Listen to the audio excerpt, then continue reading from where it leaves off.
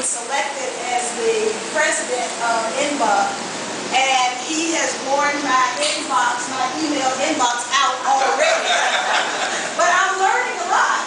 And so, like for example, the Hampton, Carl Hampton. I see. That's, you know, and I didn't know that there was such a person in Texas. I only knew about Fred Hampton in Chicago, and of course the situation in Arlington, Texas, which he's also burned my inbox on.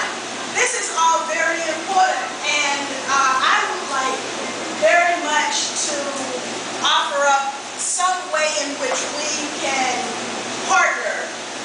Whatever NBUF is doing, I want to be considered to be a part of that, because what we need is bold, courageous, unflinching leadership, doing things in the community that are acts of resistance. Yes. That's what we need now.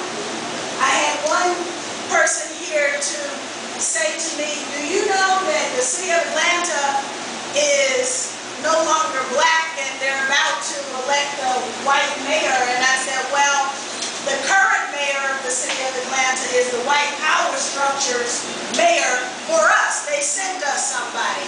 And if we look at the political landscape for black people across this country, we are under attack. We are under siege. That's right. And at the same time, they tell us that the most powerful man on the planet is a black man who inhabits 1600 Pennsylvania Avenue. But at the very same time, we are not only under political genocide, we are also under cultural genocide, we are under economic genocide, and we have to do something to draw a line in the sand and say, we've had enough. Amen. Now, what that is, I can't tell you today. I know that there are some organizations that read the Universal Declaration of Human Rights, and they say housing is a right, and therefore we are going to take homeless people in our community and move them into publicly owned housing and dare the local elected officials to move the people out. That's Take Back the Land, headed by Max Rameau down in Miami. I want to partner with him, but we have got to do some things to show not only the other people in our community that it is possible to stand up and win, but we've got to also show that to folks in Washington, D.C. who are making policy for us. We've got to show that to the people that we vote for and who forget about us. And they go up to either Austin or they go to Washington, D.C. and forget about us. That's right. So we've got to do something to change the political equation that exists today.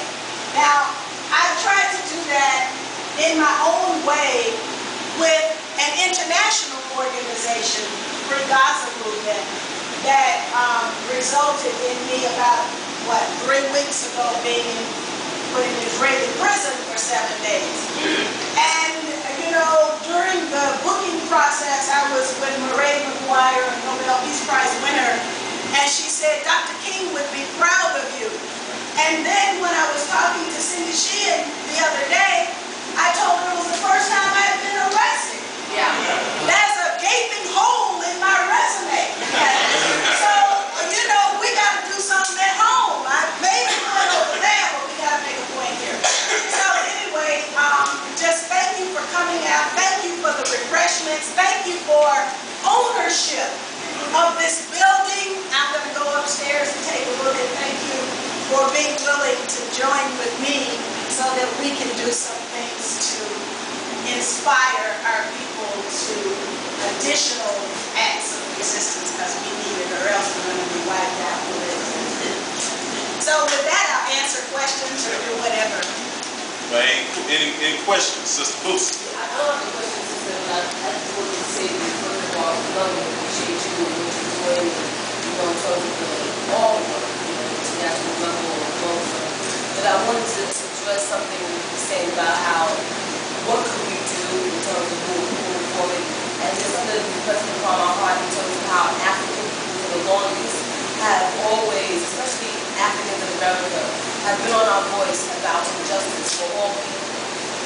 our Latino brothers and sisters, but now as well as our Arab brothers and sisters, who have always come forward, and I'm looking at how much love that you gave of yourself for that life. And I think in terms of how we're going to combat white supremacy, is that we all come together and acknowledge the fact that we're all descendants of African people, and let all of our voices be, supported in the way that we often have supported our other brothers and sisters, that they need to support us as well, and that their voices be heard as well, because I'm not sure how many of our Palestinian brothers and sisters are coming forward and letting their voice be known in relation to the way African people in America are being treated.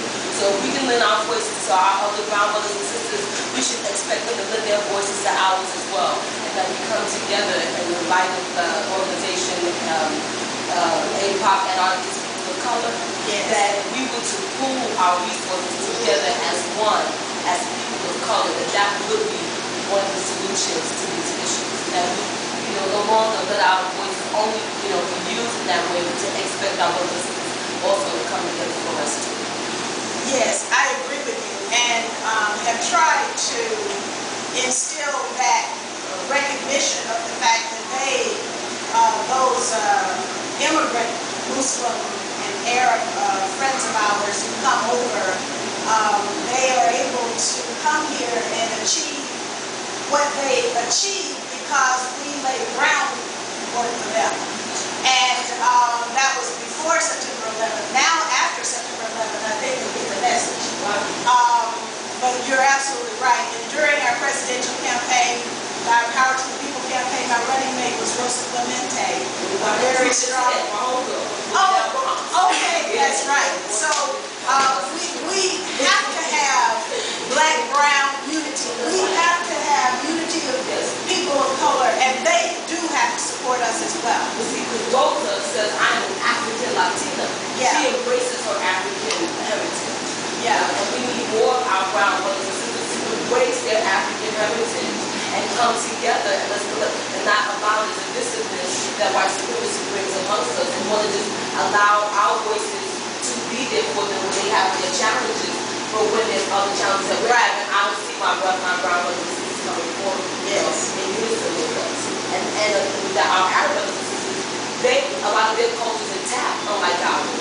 Their religion, their culture, they come here and they are able to move forward in terms of their education and economic benefits here as a result, and also look at the groundwork of the state that we go with. Right. So I think it's really important that we acknowledge that and we start moving forward and being our voice now. Thank you for the comment. Robert, then sister now. Go ahead, sister. I was just going to say, I'm also working on an organization called Dignity, and the vision is that we would be, of course, black-led, but that we would be an inclusive organization that could then pull these other voices into our struggle, because that's where, the struggle in this country has got to be led by us. Yeah. Robert, then sister. When the Israelis interrogated you, what kind of stuff did they ask you about? What do you think ultimately led to your freedom? Well, they didn't really interrogate us. They wanted us to sign a paper saying that we had violated the law.